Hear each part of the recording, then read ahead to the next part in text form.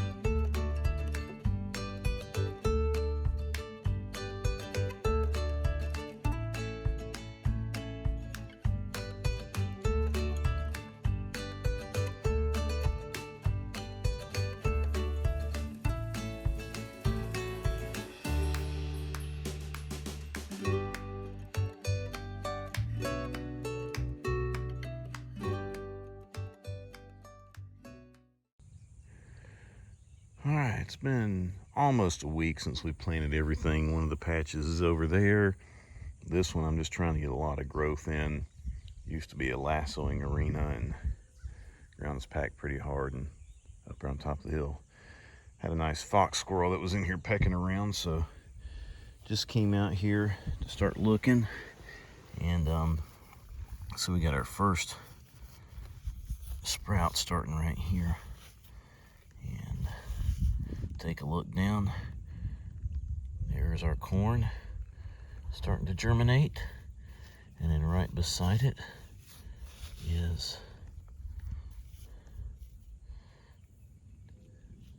looks to be one of our clover, so that's good. Leave that there. We'll just keep kind of walking. Now on this particular plot, just because I was trying to get a lot of seed in the ground, I ran it back and forth, left and right here, and then I also did a couple of runs up and down. And man, you can really see some of that clover I threw out here is starting to come up. So out here I've got clover, and look at there, there's a pea that got on top. Got some peas. See, some of the trouble is some of the peas didn't get in as well, but a lot of little clover are out here. They're starting to come up all over the place, so that's good news. I had some leftover sunflower seeds. I threw them out here. There's another pea. Let's try to help him out. And man, look at those peas. Just didn't go in as good as one would hope. And I'm sure that's what right there you can see the sunflower seeds getting broken into. Our good friend Mr. Squirrel over there. So I'm sure he's going to continue to cause some problems. I'll try to get Jude out here to handle that situation. Right in through here.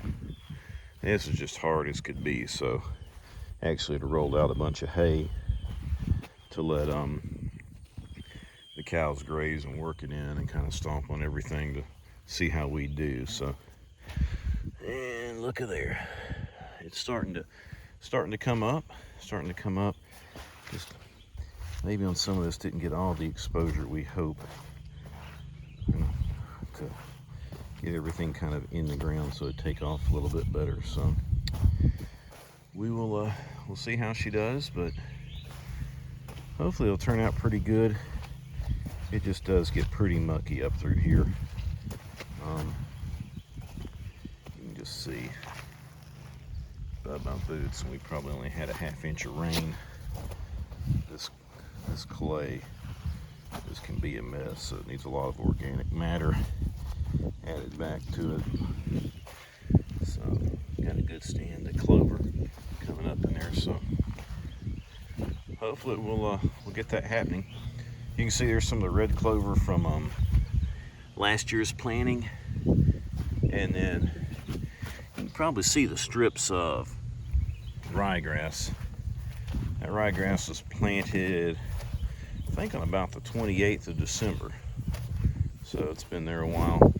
And then just for giggles, I had gone up through here to see what would happen with black oil sunflower seeds if I did no preparation, and there's what you get. So we should get a good bit of matter growing out here, and maybe we'll have a pretty good turn on everything. So we'll keep an eye on it, keep you updated, and pray for good weather.